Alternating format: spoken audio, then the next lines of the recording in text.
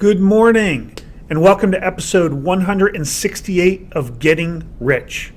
I'm your host, Rich Checkan, president of Asset Strategies International, and today is Wednesday, April 3rd, 2024. Well, stocks have been moving up on the hopes that the Fed will cut interest rates 3 times before the end of this year. That was until yesterday. Dow and the NASDAQ both pulled back 1%, and the S&P pulled back about 0.7% yesterday on fears that perhaps the Fed's not going to cut rates as soon as everybody wants them to. Of course, that had no impact whatsoever on the precious metals, which continue to shine. They show no sign of easing, with gold continuing to make new all-time highs. And finally, yesterday, we had a bit of a breakout with silver leading the way and finally getting moving. Silver was up nearly 4% in one day yesterday, and I got to tell you, it's about time, given the positive fundamentals of silver and the lagging it has to the gold movement of late. When should we be worried that we've gone too far? I'd suggest no time soon, but more on that in a second. First, let's take a look at the numbers over the past week, which are impressive. Gold is up 3.6% this past week. It's trading this morning at $2,272.80 per ounce. That's up from $2,193.80 last week. Silver, the big mover. The past week, it's up 6.9%. It's trading at $26.35, and last week we were down at $24.66 an ounce. Platinum up 2.8% to $928. That's up $25 from $903 last week.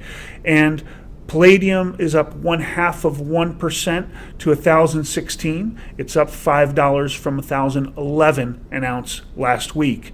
With silver outperforming gold, as you can imagine, the gold-silver ratio, or the number of ounces of silver it takes to buy an ounce of gold, has dropped to 86.54. It was 89.31 last week, and the U.S. dollar continues to flex its muscles as compared to other struggling currencies. It's at 104.78 on the index this week. It was 104.28 last week. So the question is, how much further do we have now that we're starting to see a breakout in silver? And I got to tell you, I think we've got a long way to go. Gold has been consolidating for about 3-4 years at all-time highs, and it has broken through over the past month or so higher.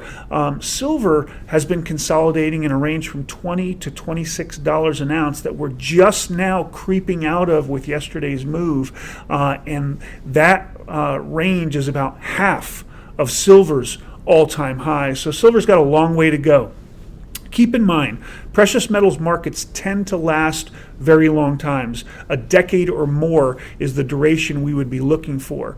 We're looking for a gold price at the end of this bull market of 2 to 3 times what it was at the peak of the last bull market, and that was about $1,900. So we're looking $3,500 to $4,000 an ounce for the gold price before all's said and done.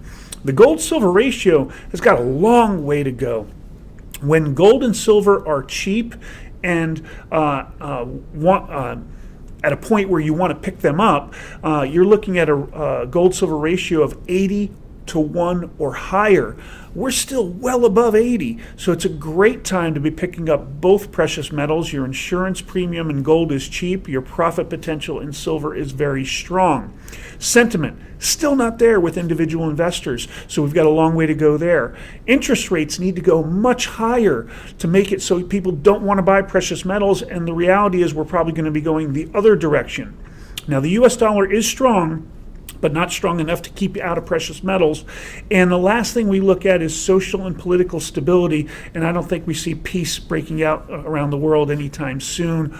Or do we see any sort of stability in the social structure and whatnot in most of these countries around the world, to include here in the U.S.? So we've got a long way to go before this is over.